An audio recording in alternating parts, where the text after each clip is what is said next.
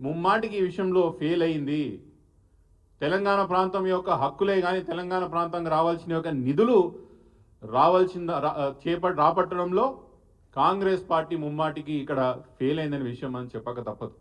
Congress party ఒక దిక్కైతే అసలు తెలంగాణ రాష్ట్రంలో ఉన్న బీజేపీ నాయకులు నాకన్నా అనిపిస్తుందో లేదో కానీ మీకన్నా అనిపించాలి కొన్నిసార్లు.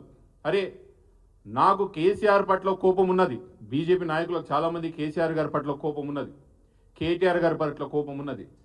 కేటీఆర్ గారు బీఆర్ఎస్ మీద ఉన్న కోపం తెలంగాణ ప్రాంతం మీద ఎందుకు చూపుతారు ఈ బీజేపీ వాళ్ళు నాకైతే అర్థమైతలేదు. మీరు తెలంగాణ ప్రాంతం ప్రతినిధులు కదా, మీరు కూడా కదా, మీకు కూడా మా ఓట్లు వేసిరు కదా, తెలంగాణ ప్రజలు ఓట్లు వేసిరు కదా, ఎప్పుడు లేని విధంగా 8 మంది ఎంపీలు మిమ్మల్ని గెలిపించారు కదా.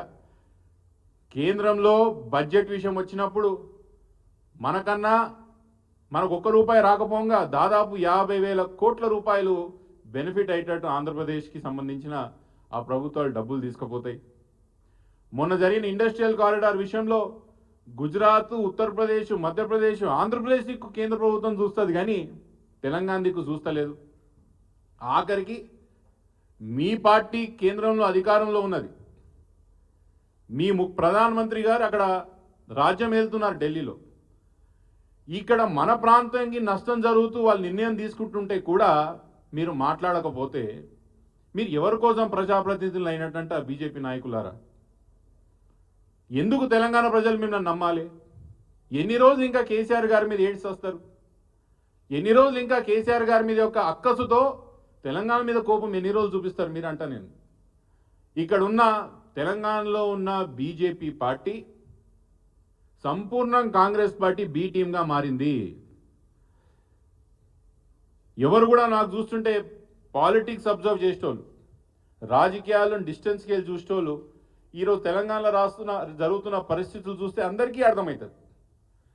ప్రభుత్వం కన్నా గట్టిగా ప్రభుత్వం తీసుకున్న నిర్ణయాలకి ప్రభుత్వం కన్నా గట్టిగా బీజేపీకి సంబంధించిన నాయకులు, బీజేపీకి సంబంధించిన ఎంపీలు, ఎమ్మెల్యేలు వాళ్ళు ఆమోదం పలుకుతున్నారు. వాళ్ళు సోషల్ మీడియాలకు వచ్చి శభాష్ చెప్తున్నారు. సరే, అది మీ వ్యక్తిగతం.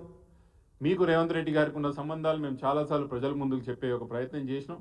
ఇప్పటికీ తెలంగాణ ప్రాంతంలో చాలామందికి కేసీఆర్ గారి మీద ఉన్న కోపంతో కాంగ్రెస్, బీజేపీ పార్టీ ఒకటే తెలంగాణలో అనే ఒక స్పష్టత తెలంగాణ ప్రాంతంలో ఉన్న చాలామందికి వచ్చింది. అది మీ వ్యక్తిగత నిర్ణయం.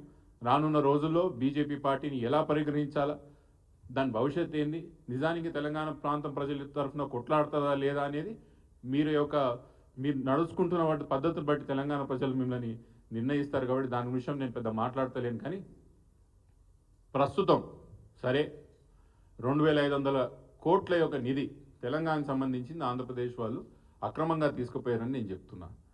ఆంధ్రప్రదేశ్ నుంచి కూడా తెలంగాణకి దాదాపు 456 కోట్ల రూపాయలు సెంట్రల్లీ స్పాన్సర్డ్ స్కీమ్ నుంచి మనకు డబ్బులు రావాలి.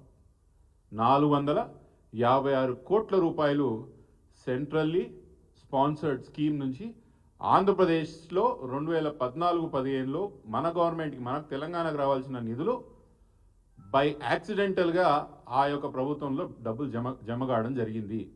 మళ్ళీ ఈ డబ్బుల కోసం ఎవరు కొట్లాడతారని అడుగుతా నేను. బీజేపీ నాయకులు ఎవరైతే ఈరోజు ప్రాతినిధ్యం వహిస్తున్నారో ఇక్కడ నుంచి వాళ్ళు కొట్లాడతారా? ఇక్కడ ఉన్న కాంగ్రెస్ పార్టీ ప్రభుత్వం నిమ్మకు నీరెత్తినట్టు తెలంగాణ ప్రాంతం సంబంధించిన డబ్బులు తీసుకుపోతుంటే కూడా మాట్లాడుకోకుండా ఉన్న వాళ్ళు మీరు కొట్లాడతారా? ఎవరు కొట్లాడతారు?